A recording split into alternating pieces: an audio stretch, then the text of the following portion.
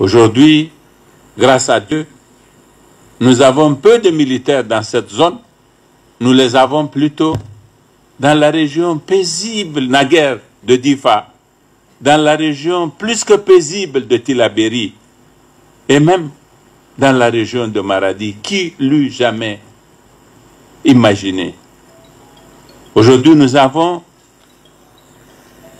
des effectifs de police à travers les compagnies de le CMCF, Commission mobile de contrôle des frontières. Merci beaucoup.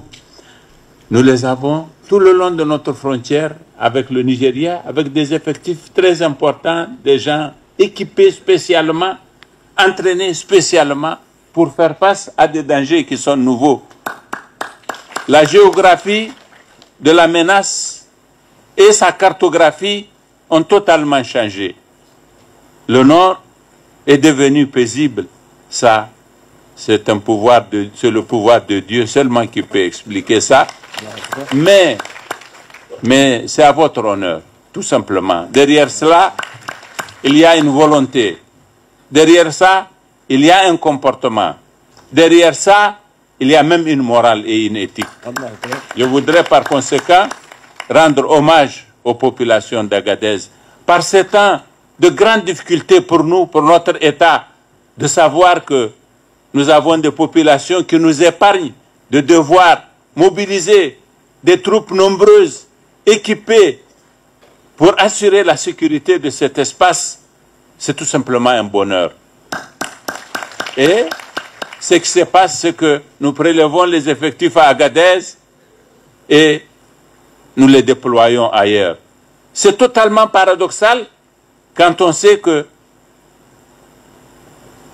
cet espace est un espace où s'est développée une criminalité transnationale dont l'ampleur est totalement inédite du fait de la situation en Libye. Vous le savez mieux que moi, vous qui êtes frontalier avec la Libye, le sud de la Libye n'est sous le contrôle d'aucune autorité légale. Il est plutôt une grande plateforme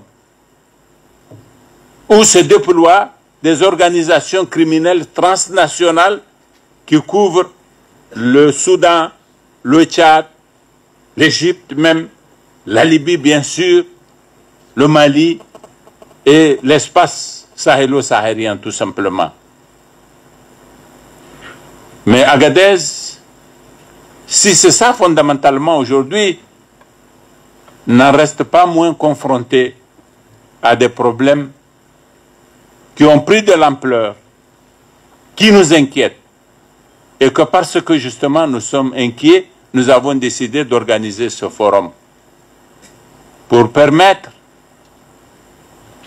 à tous les responsables, tous les leaders de la région d'Agadez et de l'Azawak, entre lesquels il y a, pour les raisons évidentes que vous savez, un certain continuum, afin que nous nous retrouvions ensemble, que nous réfléchissions ensemble, que nous cernions les problèmes qui nous menacent aujourd'hui et qui provoquent justement les inquiétudes dont je fais part, et que nous envisagions des solutions, que nous les formulions et que nous les appliquions, que l'État sera chargé d'appliquer. C'est ça le but de ce forum-là.